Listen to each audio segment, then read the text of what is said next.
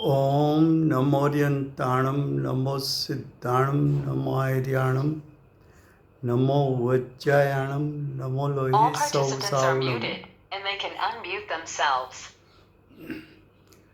मंगलम भगवान वीरो मंगलम गौतमो गणी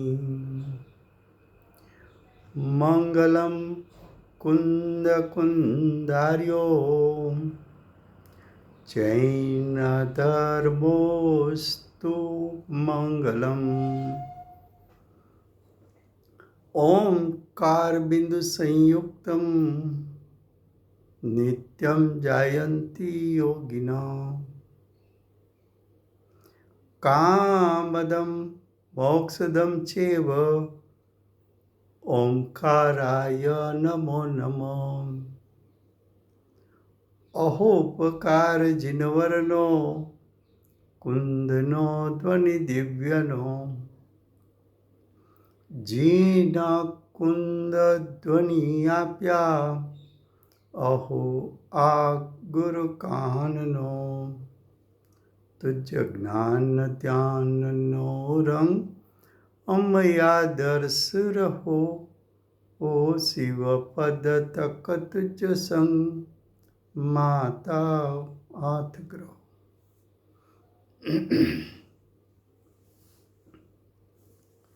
ये समयसार नाम का परम अध्यात्म शास्त्र है। भगवत कुंकुंदाचार्य देव ने आत्मा के त्रिकाल शुद्ध स्वभाव का स्वरूप मैं दिखाऊंगा ऐसी प्रतिज्ञा की है।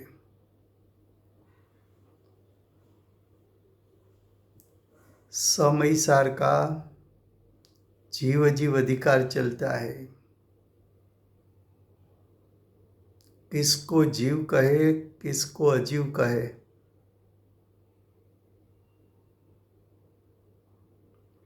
जो अजीव का लक्ष्य करने से जीव की सत्ता में जो परिणाम उत्पन्न होता है उसको भी आचार्य भगवान ने अजीव कहा है। और स्वस्वभाव का लक्ष्य करने से स्व का आश्रय लेके जो परिणाम उत्पन्न होता है वो परिणामों को जीव का परिणाम कहा है। आचार्य भगवान 56 गाथा में जीव अजीव अधिकार की 56 गाथा चलती है। उसका हेडिंग है अब का अर्थ है पूर्व गाथाओं में हमने 29 प्रकार अजीव का बताया था।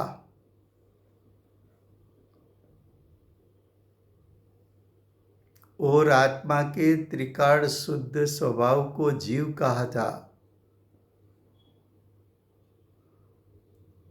तो जीव अजीव के बीच में पूर्व गाथाओं में हमने वेदरूप श्रद्धान करा के सम्यक दर्शन का उपदेश दिया था।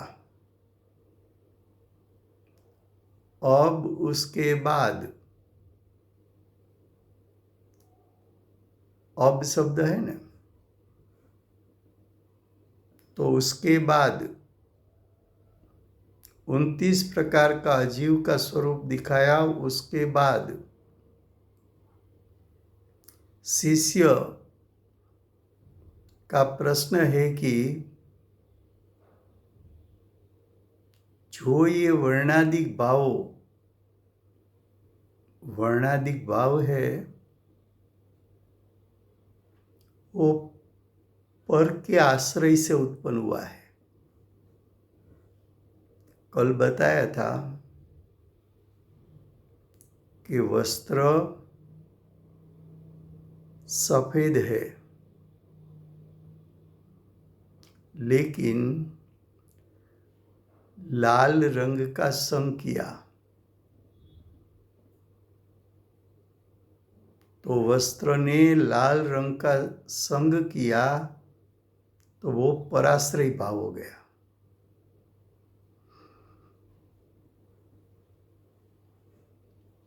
तो वस्त्र लाल रंग के संग में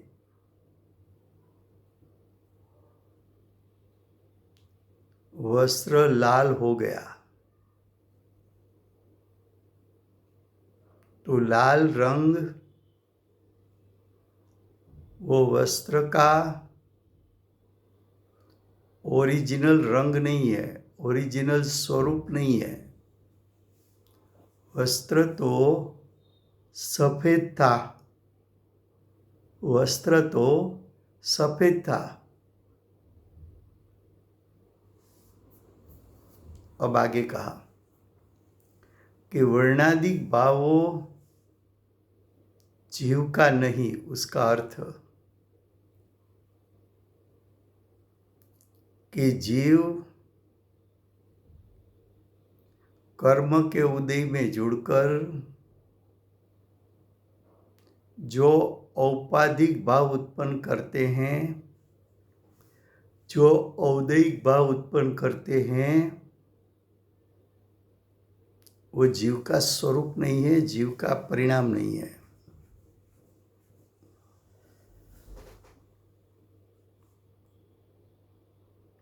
तब शिष्य प्रश्न करता है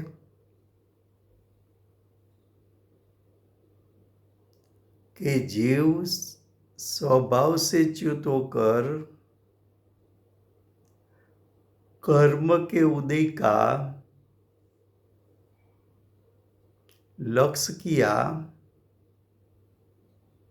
और जीव की सत्ता में जो औदैहिक भाव यानी मोह राग द्वेष उत्पन्न हुए,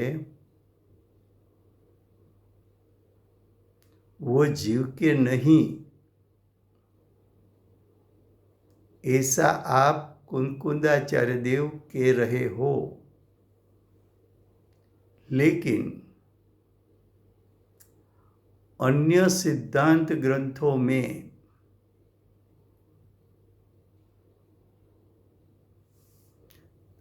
यानी तत्वार सूत्र में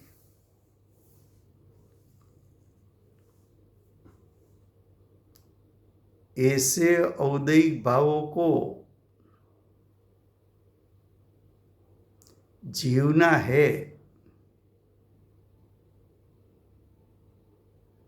ऐसा क्यों कहा है?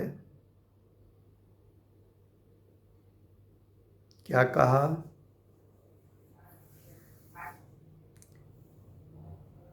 वर्तमान काल के समर्थाचार्य भगवत कुंकुंदाचार्य देव All participants are muted, and they can unmute themselves. कुंकुंदाचार्य देव औपाधिक भावों को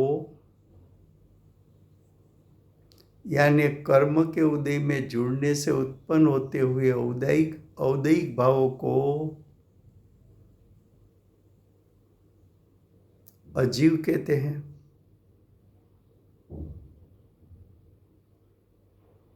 और कुंकुंदाचार्य देव के ही पट शिष्य उमा स्वामी, जिसने कुंकुंदाचार्य देव के बाद आचार्य पद धारण किया था,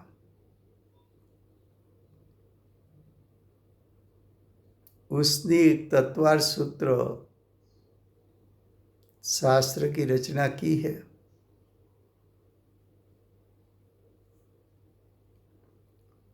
वो शास्त्र में औपाधिक भाव को तो जीव का कहा है,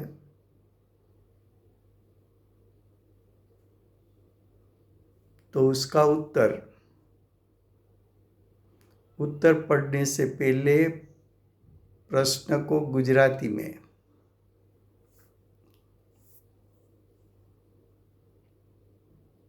जीव जीव अधिकारनी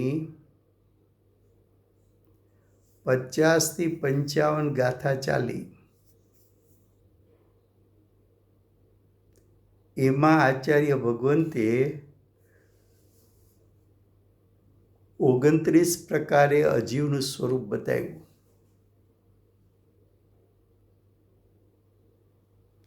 એ વાત સાંભળીને શિષ્યને પ્રશ્ન થયો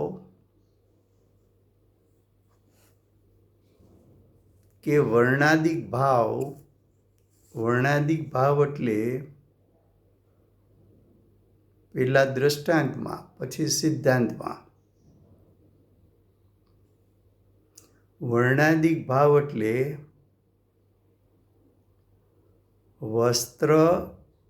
ઓરિજિનલ વસ્ત્ર સફેદ છે પણ લાલ રંગનો સંગ કર્યો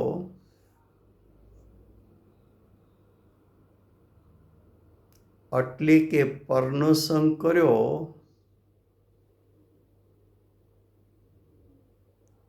તો વસ્ત્ર લાલ જોવા મળ્યું.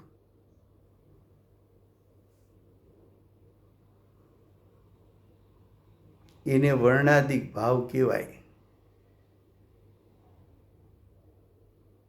હવે વસ્ત્ર લાલ થયું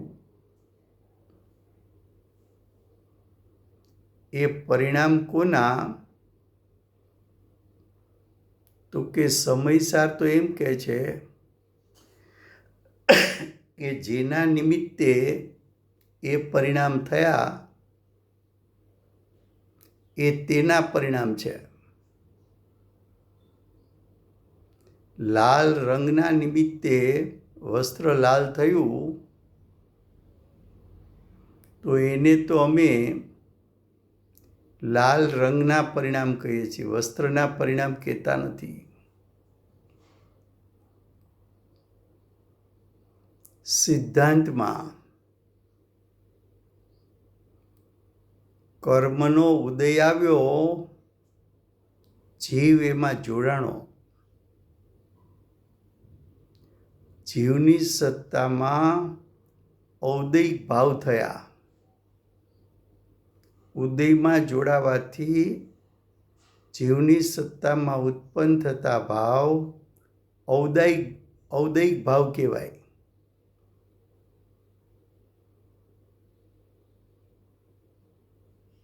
તો કે કર્મના ઉદયમાં જોડાવાથી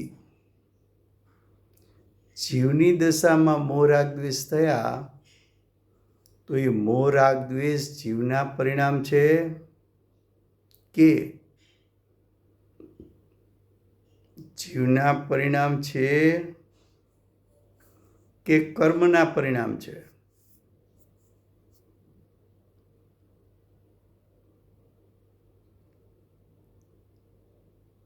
તો શિષ્ય એમ કહે છે કે મોહ રાગ દ્વેષના પરિણામ થયા.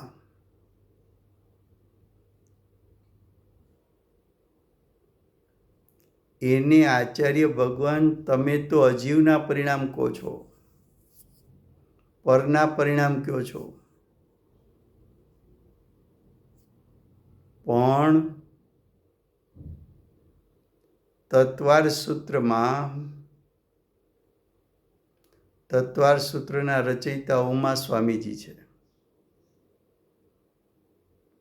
જેમણે કુંદકુંદાચાર્યદેવ પછી આચાર્ય પદ લીધું છે.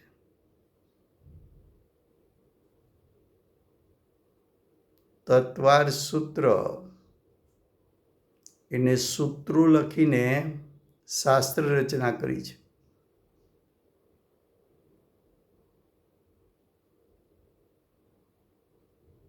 તો કહે છે કે ત્યાં તો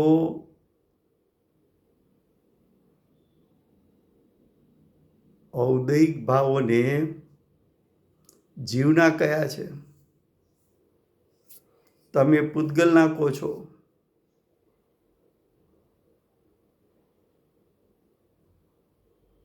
તો તમે આવું કેમ કહો છો? એનું કંઈ કારણ તો હશે ને. અમને નથી સમજાતું. શિષ્ય શંકા નથી કરતો, શિષ્ય આશંકા કરે છે. આશંકાનો અર્થ એમ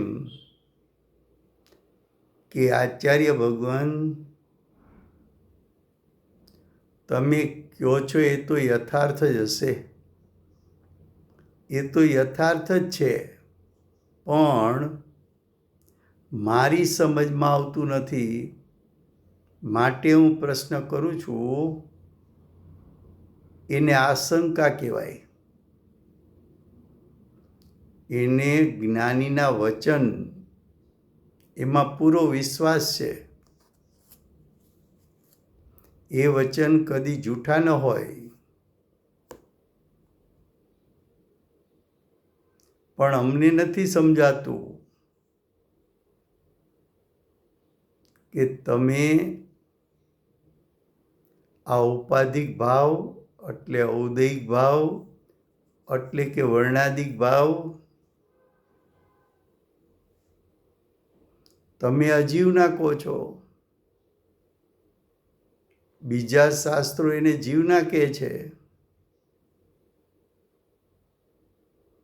તો અમારે શું સમજવું?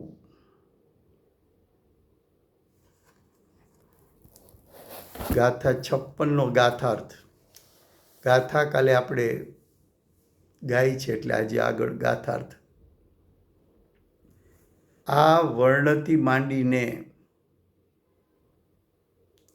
ગુણસ્થાન પર્યંત ભાવો કહેવામાં આવ્યા છે તે વ્યવહાર નહીંથી તો જીવના છે.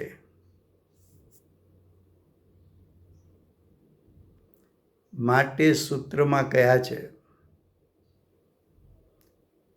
પરંતુ નિશ્ચય નહીંના મતમાં તેમનામાંના કોઈ પણ જીવના નથી. क्या कहा कि वर्ण आदि से शुरू करके गुणस्थान पर्यंत भावों कहने में आया है, वो व्यवहार नहीं से तो जीव का है.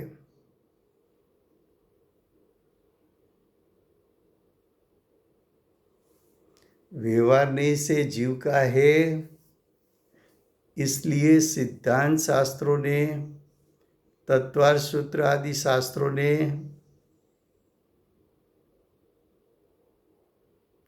उसको जीव का परिणाम कहा. लेकिन निश्चय नहीं के मत में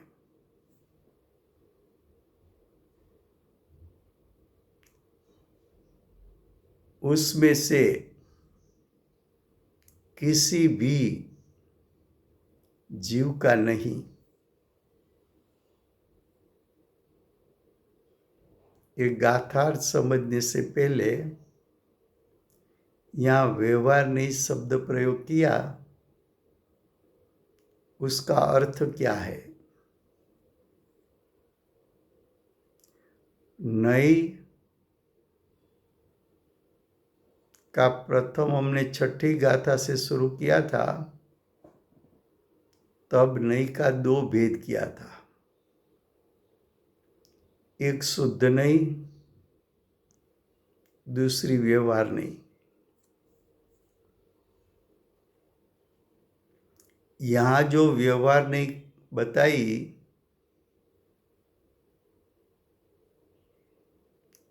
वो निश्चय नहीं की सापेक्षता से व्यवहार नहीं बताना है. छठी 7वीं गाथा में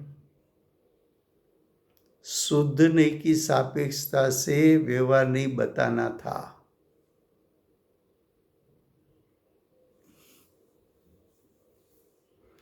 तब प्रश्न ये होगा कि शुद्ध नहीं की सापेक्षता से व्यवहार नहीं बताए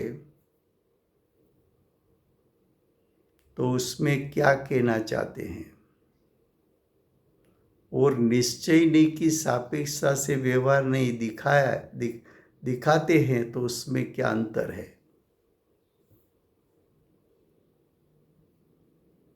तो कि शुद्ध नहीं में तो आत्मा का शुद्ध स्वभाव दिखाना है, और शुद्ध नहीं की सापेक्षता से व्यवहार नहीं शब्द प्रयोग जब करेंगे तब जीव के भेद, गुण भेद और पर्याय भेद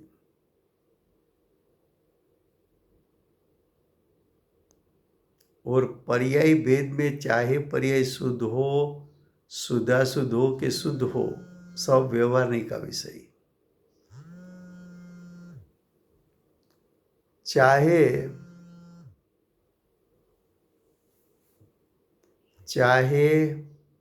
गुणभेद हो तो भी व्यवहार नहीं का विषय। चाहे पर्याय में 7 तत्व लिया जाए, पुण्य पाप आश्रव संवर निजरा बंधन मोक्ष, तो भी व्यवहार नहीं का विषय। वहाँ द्रव्य स्वभाव शुद्ध नहीं का विषय और सभी प्रकार की पर्याय व्यवहार नहीं का विषय। ऐसा विषय यहाँ नहीं है। यहाँ नहीं का 2 प्रकार, निश्चय नहीं और व्यवहार नहीं। यहाँ व्यवहार नहीं का अर्थ ये करना है कि जीव स्व का आश्रय करता है कि पर का आश्रय। पर का आश्रय किया और जो परिणाम उत्पन्न हुआ वो व्यवहार नहीं का विषय। और स्व का आश्रय लेकर जो पर्याय उत्पन्न हुई वो निश्चय नहीं। निश्चय नहीं और व्यवहार नहीं, उसकी एक परिभाषा ऐसी बताई है कि स्व आश्रित उसको निश्चय नहीं कहा, पराश्रित उसको व्यवहार नहीं कहा। स्व को दूसरी परिभाषा बताइए, स्व यानी निश्चय, पर यानी व्यवहार। और तीसरी परिभाषा ऐसी है, अभेद वो निश्चय, भेद वो व्यवहार। ये 3 में से यहाँ कौन सी बात लेनी है, फिर से एक बार बता दो। स्वाश्रित वो निश्चय, स्व का आश्रय लेके जो परिणाम उत्पन्न हुआ वो स्व आश्रित, जो परिणाम उत्पन्न हुआ वो निश्चय। पर का अवलंबन लेकर जीव की सत्ता में जो परिणाम उत्पन्न हुआ वो व्यवहार।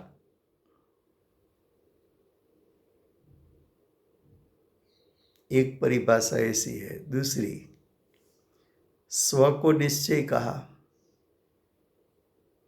पर को व्यवहार कहा। तीसरी परिभाषा, अभेद को निश्चय कहा, भेद को व्यवहार कहा।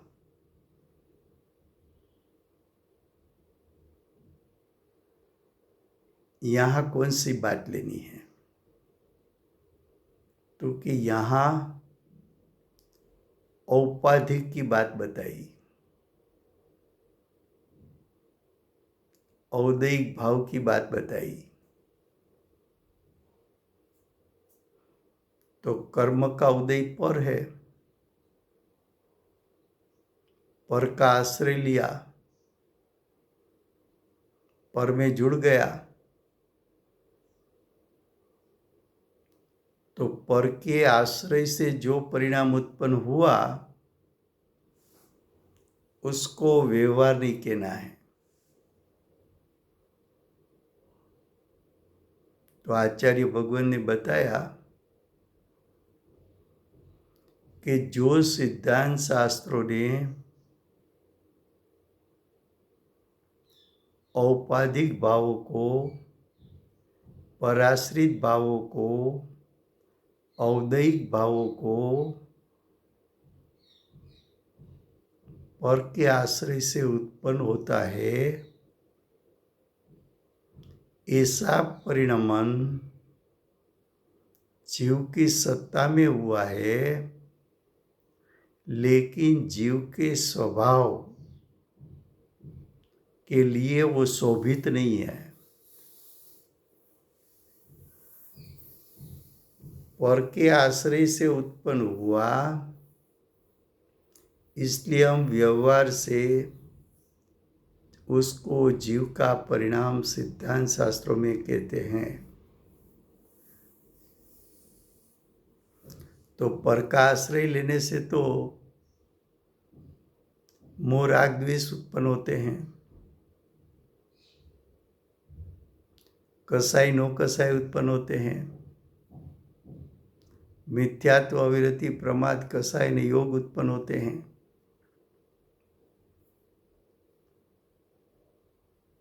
तो ये सब परिणाम तो चाहे शुभाशुभ परिणाम हो तो ही पराश्रित, मोह राग द्वेष हो तो भी पराश्रित, आश्रव बंध के परिणाम हो तो भी पराश्रित, कसाई नौ कसाई हो तो भी पराश्रित, क्रोध मान माया लोभ हास्य रति अरति शोक भय जुगुप्सा आदि भावो सब पराश्रित है। मिथ्यात्व अविरति प्रमाद कसाई योग पराश्रित भाव है।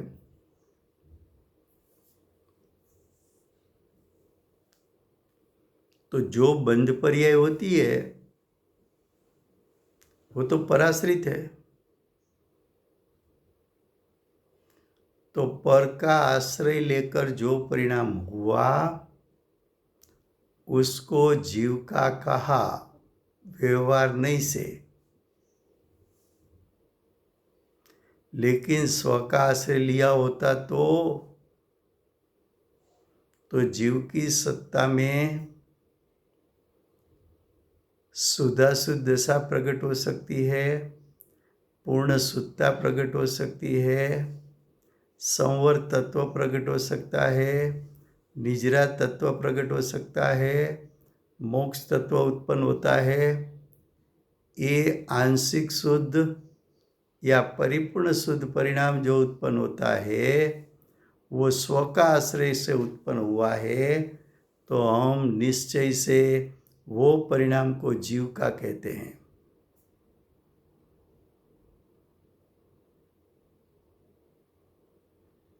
फिर से गुजराती में ये बात पहली बार आई, स्वाश्रित निश्चय पराश्रित व्यवहार पहली बार आई। देखो,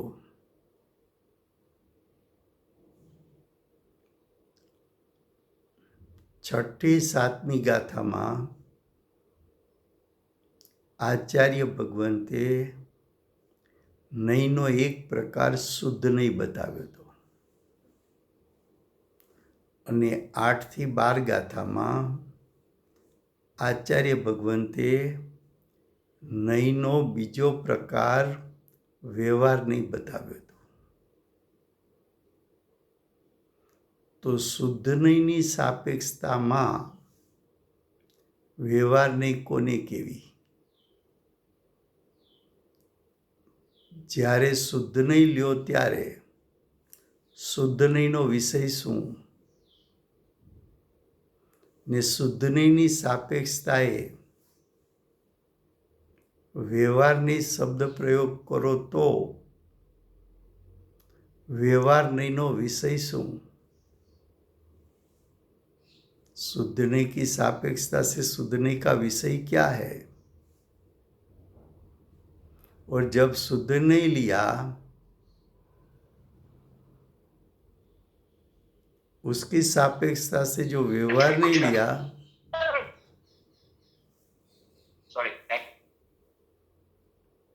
तो जो व्यवहार नहीं लिया वो व्यवहार नहीं का विषय क्या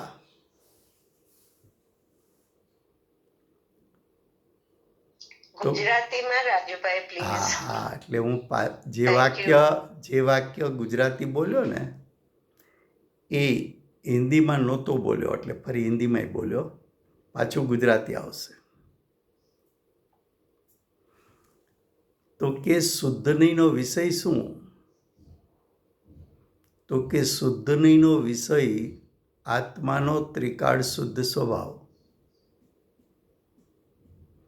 હવે શુદ્ધ નહીંનો વિષય આત્માનો ત્રિકાળ શુદ્ધ સ્વભાવ બતાવો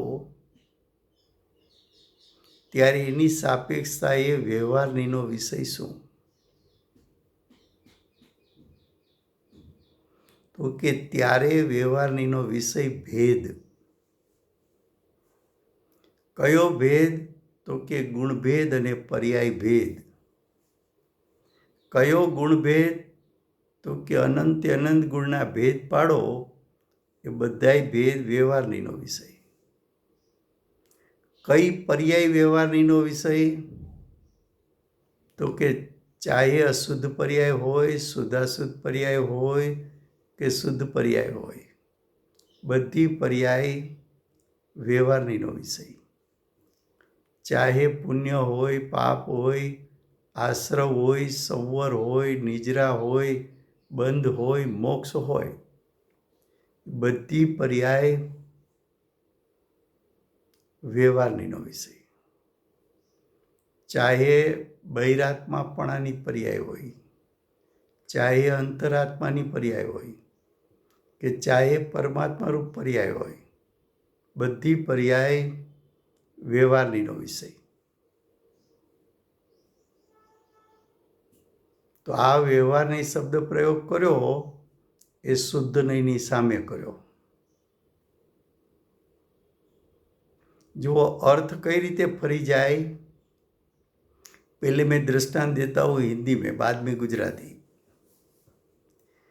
कि 3 सिस्टर है तो बीच वाली सिस्टर छोटी भी है बड़ी भी है बड़ी की सापेक्षता लो तो छोटी है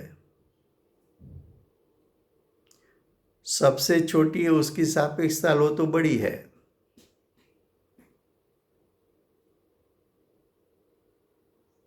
ऐसा यहां नहीं में है कि आप सापेक्षता बदल दो तो उसका इंटरप्रिटेशन बदल जाता है बीच वाली आपने ली और सामने रखा सबसे बड़ी बहन को तो आपको उसको छोटी कहना पड़ेगा अब बीच वाली बहन के सामने सबसे छोटी बहन को रखा तो आपको उसको बड़ी बहन कहना पड़ेगा तो शुद्धने की सापेक्षता से व्यवहार नहीं क्या है तो कि शुद्ध नहीं तो अभेद आत्मा उसका विषय है तो व्यवहार नहीं का विषय भेद है भेद आत्मा में 2 प्रकार का है गुण भेद पर्याय भेद किसकी बात बताए तो कि सभी गुण वो भेदी है सभी पर्याय भेद ही है। तो आत्मा के सभी गुण और सभी पर्याय व्यवहारनी का विषय। फिर से गुजराती में,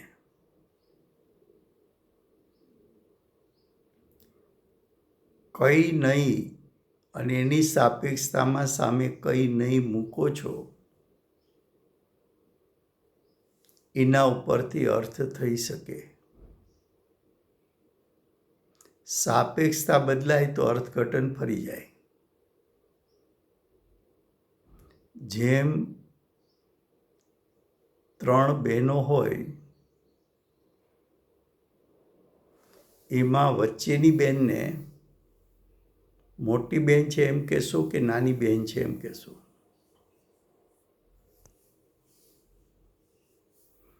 તો કે તમારે કોની સાપેક્ષતા લેવી છે નક્કી કરો, પછી નક્કી થશે। તો કે સૌથી મોટી બેનની સાપેક્ષતા લો તો એ નાની છે, પણ સૌથી નાની બેનની સાપેક્ષતા લ્યો તો એ મોટી છે। હવે વચ્ચેની બેનને મોટી કહેવી કે નાની?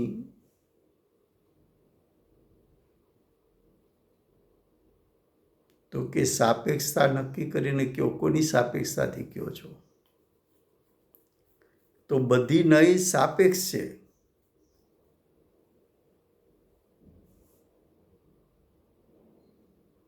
તો ગાથા 6ઠી 7મી ગાથામાં શુદ્ધ નહીંની સાપેક્ષતાથી વ્યવહાર નહીંનું સ્વરૂપ શું કહેવું? અહીંયા જે વિષય છે એમાં નિશ્ચય નહીંની સામે વ્યવહાર નહીંનું સ્વરૂપ શું કહેવું?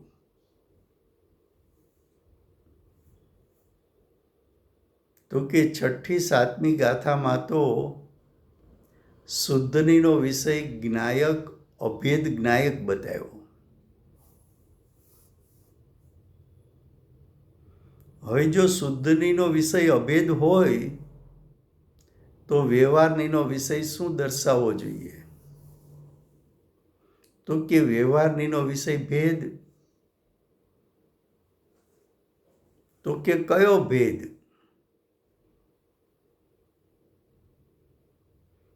તો કે આત્મામાં બે ભેદ છે, ગુણભેદ અને પર્યાય ભેદ। બંને ભેદ છે, બંને વ્યવહાર નહીંનો વિષય। વ્યવહાર નહીંનો વિષય ભેદ કેમ કયો ને શુદ્ધ નહીંનો વિષય અભેદ કેમ કયો? તો કે જે ભેદ અભેદ સુધી લઈ જાય એવા ભેદને જ અમારે વ્યવહાર કહેવો છે। ગુણભેદ છે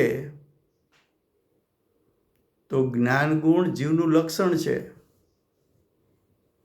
તો જ્ઞાન લક્ષણ દ્વારા અભેદ જ્ઞાયક ગ્રહણ કરી શકાય છે।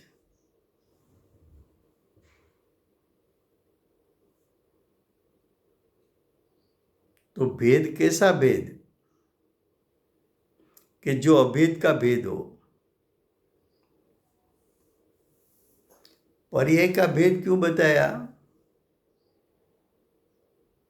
तो कि पर्याय का भेद भी अभेद तक ले जा सकता है। कैसी तरह? तो कि 7 तत्व पर्याय है और 7 तत्व में छुपा हुआ अभेद ज्ञायक है। पुण्य रूप परिणाम में छुपा हुआ ज्ञायक है, पाप में छुपा हुआ ज्ञायक है, आश्रव बंध में छुपा हुआ ज्ञायक है, संवर निजरा में छुपा हुआ ज्ञायक है, मोक्ष में छुपा हुआ ज्ञायक है। ये जो पर्याय है पुण्य पाप आश्रव संवर निजरा बंध मोक्ष, वो पर्याय को गौण कर तो उसके पीछे ज्ञायक है।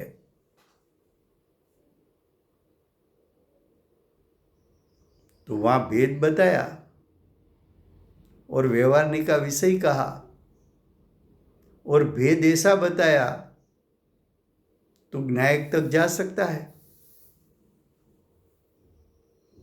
यहाँ वहाँ जो लिया था 6 गाथा से, छठी गाथाથી જે લીધું હતું એ તો વ્યવહાર નહીં પણ શુદ્ધનીની સાપેક્ષતાથી હતું.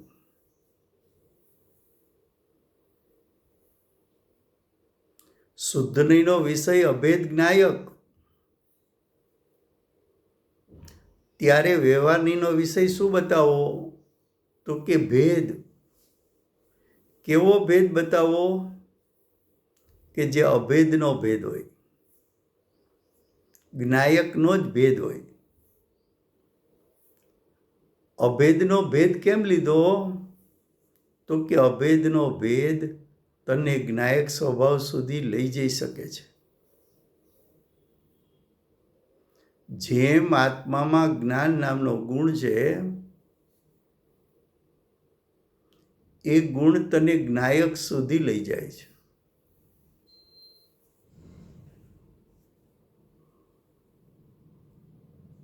તો ગુણભેદ તો તમે લીધા, પણ પર્યાય ભેદ શું કામ લેવા? તો કે એ પર્યાયના ભેદમાં જ્ઞાયક છુપાયેલો છે. માટે ક્યાં છુપાણો છે? તો કે પુણ્ય પાપ રૂપ પર્યાય છે, એમાં છુપાયેલો જ્ઞાયક છે. આશ્રવમાં છુપાયેલો જ્ઞાયક છે. સંવર નિજરામાં છુપાયેલો જ્ઞાયક છે. બંધ મોક્ષમાં છુપાયેલો જ્ઞાયક છે. એ જે પર્યાય છે, પુણ્ય પાપ આશ્રવ વગેરે, એ પર્યાયને ગૌણ કરતો ત્યાં જ રહેલો જ્ઞાયક તને ગ્રહણ થશે.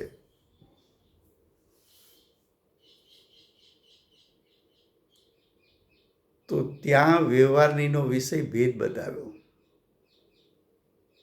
હવે 56 ગાથામાં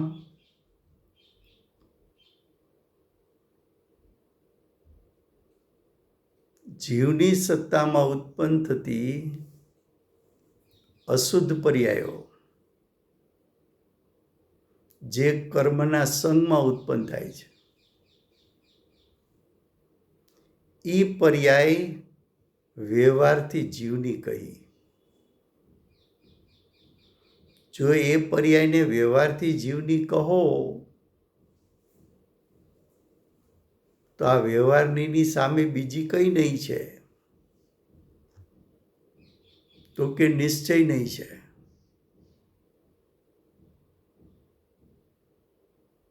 તો કે નિશ્ચય નહીં,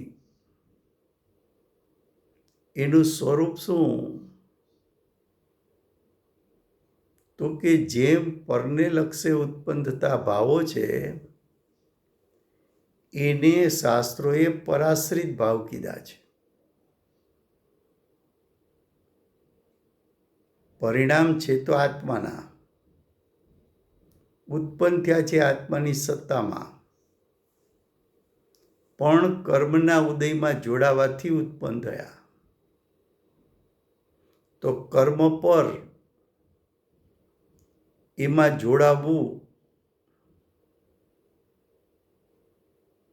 તો પરનો આશ્રય થયો, કર્મનો આશ્રય થયો. એમાં જ જોડાવાથી જીવના પરિણામ જે થયા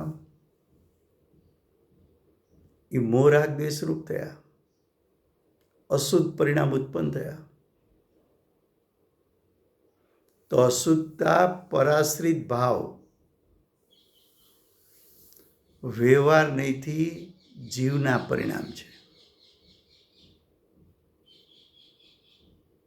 તો હવે આ વ્યવહારની સામે બીજી કઈ નહીં છે? તો કે નિશ્ચય નહીં છે.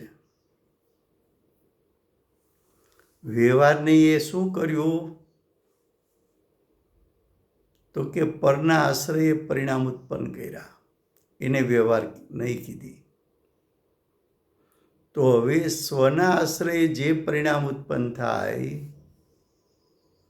એને નિશ્ચય નહીં કહેવી છે.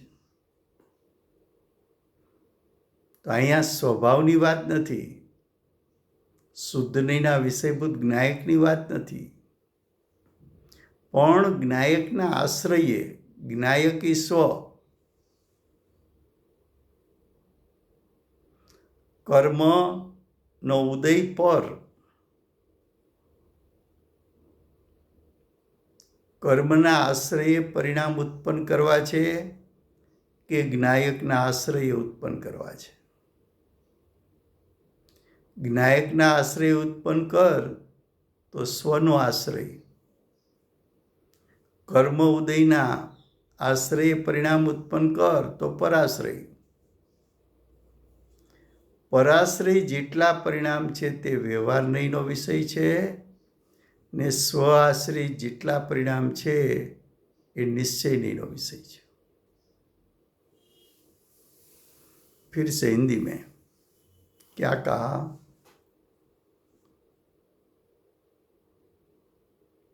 यहाँ आचार्य भगवान ने कहा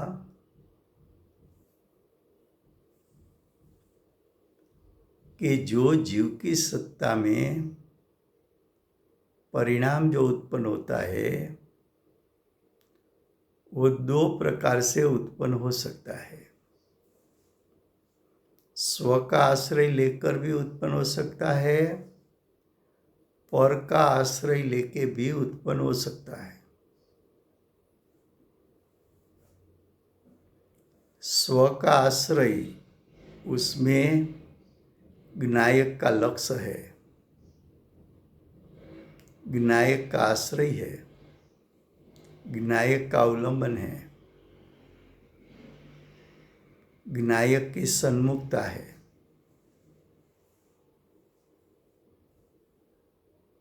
और पराश्रय में कर्म का उदय, पांच इंद्रिय के विषयों,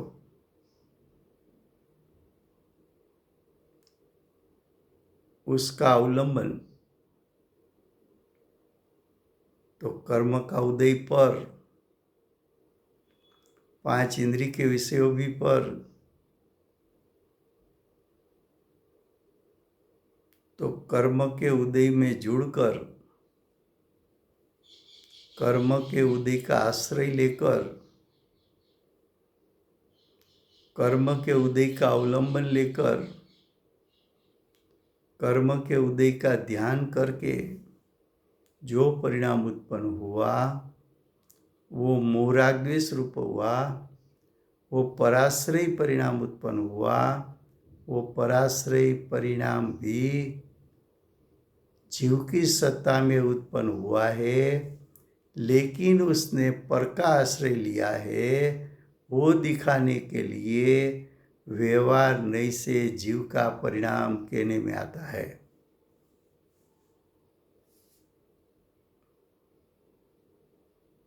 वही जीव पर का लक्ष्य छोड़ दिया, स्व का लक्ष्य किया, स्व यानी ज्ञायक का लक्ष्य किया, स्व यानी अभेद शुद्धात्मा का लक्ष्य किया, और जो परिणाम उत्पन्न हुआ वो आंशिक शुद्ध और परिपूर्ण शुद्ध उत्पन्न हुआ. वो आंशिक शुद्ध के परिपूर्ण शुद्ध पर्याय उत्पन्न हुई, वो भी जीव की सत्ता में उत्पन्न हुई है. तो मोह राग द्वेष की पर्याय जो उत्पन्न हुई थी उसके सापेक्ष में जीव की सत्ता में जो शुद्ध परिणाम उत्पन्न हुआ उसको निश्चय नहीं का परिणाम कहने में आता है.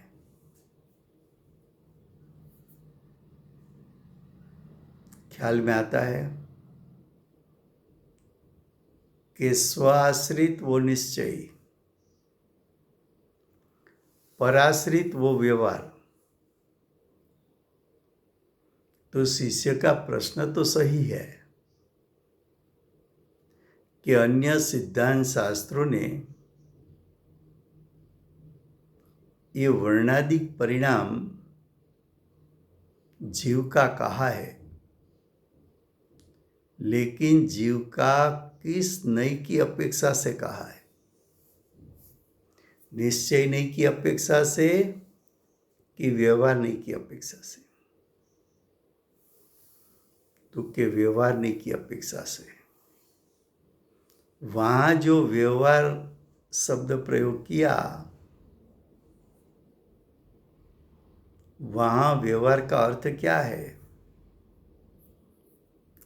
कि पराश्रित परिणाम वो व्यवहार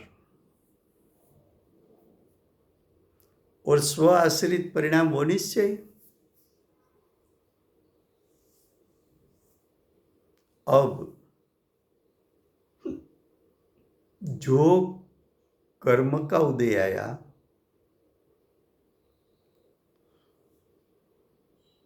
तो कर्म का उदय को तू पर कहेगा कि स्व कहेगा?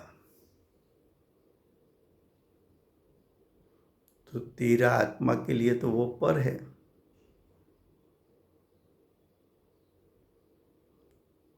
तो कर्म का उदय में जुड़ना तो पर का लक्ष्य हो गया, पराश्रित हो गया। तो पराश्रित होकर जीव की सत्ता में मोह राग द्वेष उत्पन्न हुआ।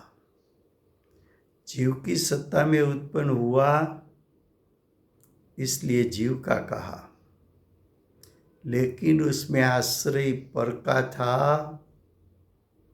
वो दिखाने के लिए आचार्य भगवान ने कहा कि वो पराश्रित परिणाम है, वो व्यवहार नहीं से हम जीव का कहते हैं। तो प्रश्न दूसरा होगा, तो निश्चय नहीं से जीव का परिणाम कौन सा है? तो पर का आश्रय वो व्यवहार, तो स्व का आश्रय वो क्या होना चाहिए? निश्चय।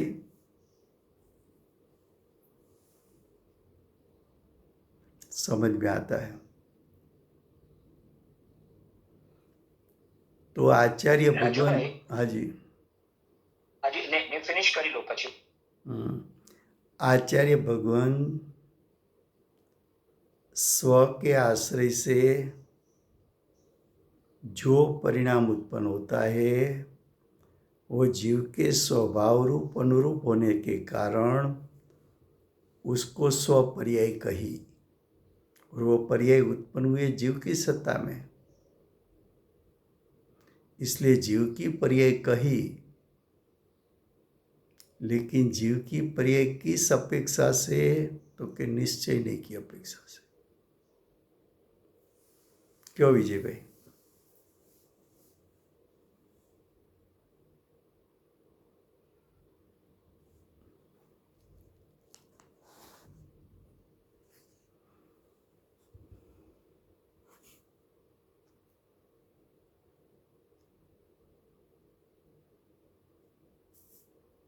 અર્જુનભાઈ, हाँ, ના મારો પ્રશ્ન બીજો હતો, કમ્પ્લીટલી ડિફરન્ટ।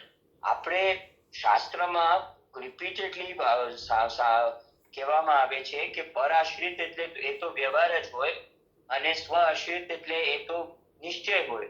તો મારો હું કોઈનું પેલું અનાદર નથી કરવા માંગતો આચાર્ય દેવનું, પણ આમાં ફરક શું? આ પર્ટિક્યુલર ગાથામાં ફરક શું આવ્યો એ મને કઈ સમજણ નથી પડતી ભાઈ। કારણ કે બધી જ આપણે વાત કરીએ ત્યારે કોઈ બી વાર આપણે કહીએ ત્યારે પરાશ્રિત જે કઈ કરીએ એ બધું જ વ્યવહાર છે, અને વ્યવહાર અને ગુણભેદ હોય કે પર્યાય ભેદ હોય એ ભેદ હોવાથી એ પરાશ્રિત છે અને એ વ્યવહાર લઈનો વિષય આવી જાય। એટલે એ તો સળંગ રીતે આવ્યા જ કરે છે શાસ્ત્રમાં। તો આ ગાથામાં અલગ શું આવ્યું એ કઈ મને બેસતું નથી ભાઈ।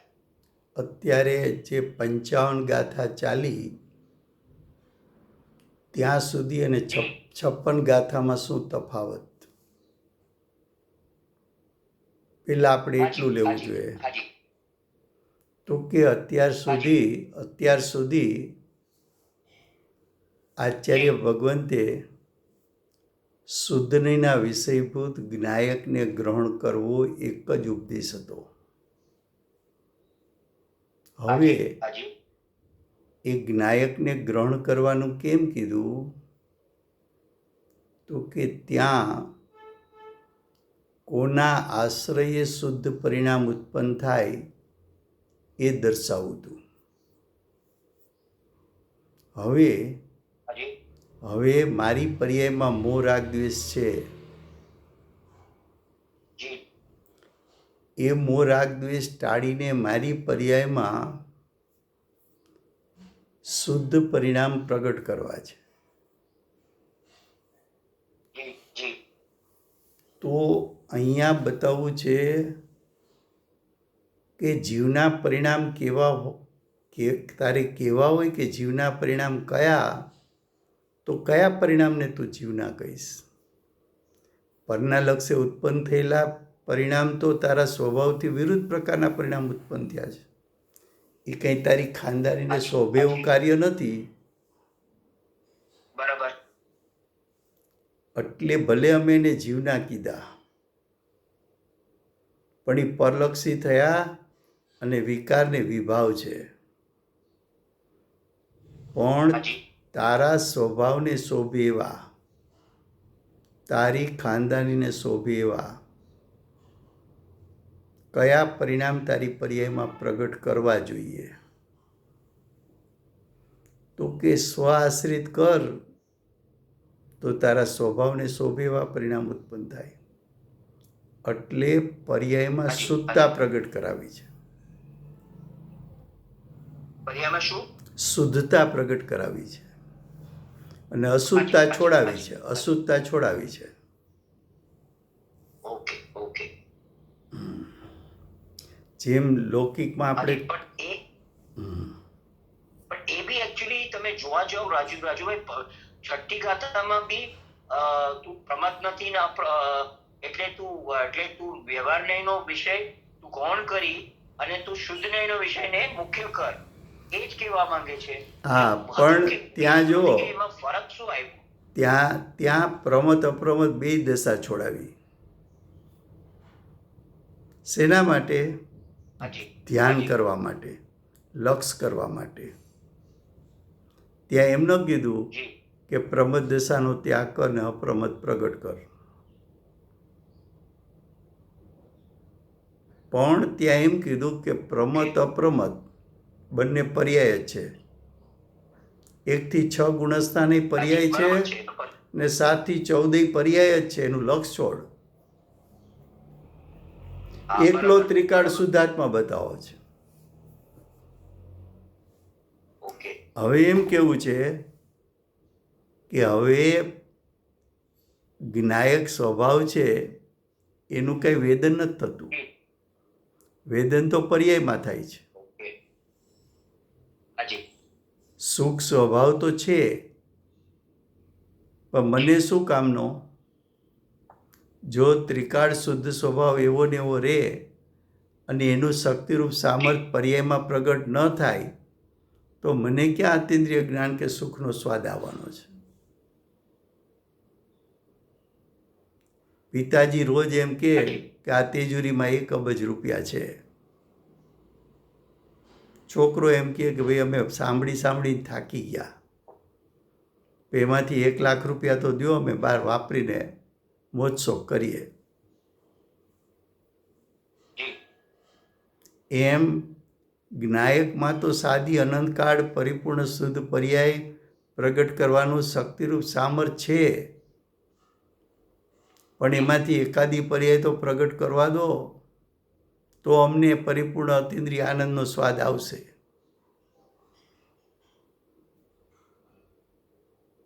તો હવે ગુરુદેવ 2 વસ્તુ કરે. એકલા જ્ઞાયક સ્વભાવનો મહિમા કરે ત્યારે પર્યાયની તુચ્છતા બતાવે. પછી જ્યારે પર્યાયનો મહિમા કરશે ત્યારે ગુરુદેવ એમ કહે છે કે આ જ્ઞાયક તો અનાદિકાળનો તારી પાસે છે, પણ શું કામનો? અત્યારે છે શું કામનો? તને અતિન્દ્રિય જ્ઞાનનો સ્વાદ આવ્યો, અતિન્દ્રિય સુખનો સ્વાદ આવ્યો, તારી પર્યાયમાં એ જે શક્તિરૂપ સામર્થ પડ્યું છે વ્યક્ત થયું, ના. એટલે હવે વ્યક્ત કરાવવું છે. સમય થયો છે. Okay okay. હાજી, thank you Raju, thank you. વર્તમાન ચોવીસીના આખરી તીર્થંકર બાલ બ્રહ્મચારી મહાવીર ભગવાનનો જય હો. જય હો. મહાવિદ્ય ક્ષેત્રે બિરાજતા પ્રથમ તીર્થંકર ધર્મ ધુરંધર અનંત ચતુષ્ટયના ધારક દિવ્ય ધ્વનિના દાતાર શાસન ઉપકારી શ્રી સિમંદર ભગવાનનો જય હો.